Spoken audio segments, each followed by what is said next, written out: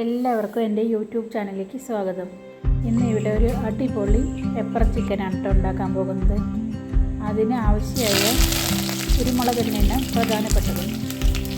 കുരുമുളക് പൊടിച്ചത് നന്നായി എടുത്തു വയ്ക്കണം. അത് കഴിഞ്ഞ് നമ്മളൊരു പാൻ വെച്ച് അതിലേക്ക് കുറച്ച് ഇഞ്ചി വെളുത്തുള്ളി പേസ്റ്റ് മിക്സ് ചെയ്ത് കൊടുക്കേണ്ടത്. അതിലേക്ക് ചിക്കൻ പീസുകൾ നമ്മൾ ഇട്ട് കൊടുക്കേണ്ടത്. അതൊന്ന് ഫ്രൈ ആക്കി എടുക്കണം. കുരുമുളക് പൊടി ചേർത്തിട്ട് ആവശ്യത്തിന് ഉപ്പും ചേർക്കണം. പിന്നെ നമ്മൾ സവാള, തക്കാളി, പച്ചമുളക് എല്ലാം അരിഞ്ഞ് വെച്ചിട്ട് ഒരു വേറെ കുക്കറിലാണ് നമ്മൾ ഉണ്ടാക്കുന്നത്. അതിലേക്ക് നമ്മൾ നന്നായി വഴറ്റിയെടുക്കുക. കൂട്ടത്തിൽ നമ്മൾ ഈ ചിക്കനും ഒക്കെ അവിടെ അപ്പുറത്ത് ഫ്രൈ ചെയ്യാൻ വെക്കുന്നുണ്ട്.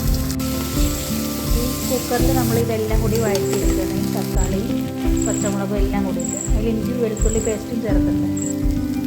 പിന്നെ 2 ടീസ്പൂൺ മല്ലിപ്പൊടി, മുളക് പൊടി, മഞ്ഞൾപ്പൊടി എല്ലാം ചേർക്കുന്നുണ്ട്. കൂട്ടത്തിൽ ഗരം മസാലയും ചേർക്കുന്നുണ്ട് കേട്ടോ. പിന്നെ ബാക്കി ഉണ്ടായിരുന്ന കുരുമുളക് പൊടിയും അതിൽ ചേർത്തു. എന്നിട്ട് ഉപ്പിടുക. പിന്നെ ഈ നമ്മൾ ഫ്രൈ ചെയ്ത് വെച്ച ചിക്കൻ അതിലിട്ട് നന്നായി മിക്സ് ചെയ്തെടുക്കുന്നുണ്ട്. അത് കഴിഞ്ഞ് തക്കാളി വഴറ്റുന്നില്ല, നേരെ അതിലേക്ക് ഇടുകയാണ്. ഇതെല്ലാം കൂടി ഇളക്കി നമ്മൾ ഒരു 1-2 വിസിൽ വരുത്തുകയാണ് കേട്ടോ. കുക്കറിലിട്ടിട്ട് ആവശ്യത്തിന് വെള്ളം ഒഴിച്ചിട്ട് വേവിച്ചെടുക്കണം. വെന്ത് വന്നിട്ടുണ്ട്, നന്നായി വെന്ത് വന്നിട്ടുണ്ട്.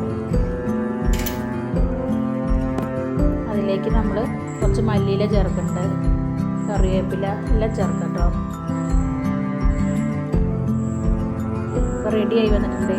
ഇത് നമുക്ക് റൈസിൻ്റെ കൂടെ ചപ്പാത്തിയുടെ കൂടെ എന്തിൻ്റെ കൂടെ വേണമെങ്കിലും കഴിക്കാം കേട്ടോ. ഞാനിവിടെ ചപ്പാത്തിയുടെ കൂടെയാണ് കഴിക്കാൻ പോകുന്നത്. നമുക്ക് എല്ലാവർക്കും ഉണ്ടാക്കാൻ പറ്റിയതാണ്. നന്നായിട്ട് നല്ല ടേസ്റ്റ് ഉണ്ട്. എല്ലാവരും ഒന്ന് ഉണ്ടാക്കി നോക്കും.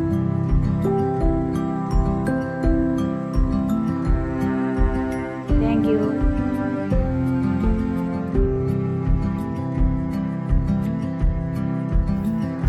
ഇതിൻ്റെ കൂട്ടത്തിൽ കുറച്ച് മീൻ ഫ്രൈ ചെയ്യാനുള്ള മീൻ കൂടി ചേർക്കണുണ്ടേ. ഏതര മീനാണ് കേട്ടോ ഇവിടെ കിട്ടിയിട്ടുള്ളത്. അതിൽ നമ്മൾ എല്ലാ മസാലകളും ചേർത്ത് ഇളക്കി വെച്ചിട്ട് വറുക്കാൻ വയ്ക്കണം.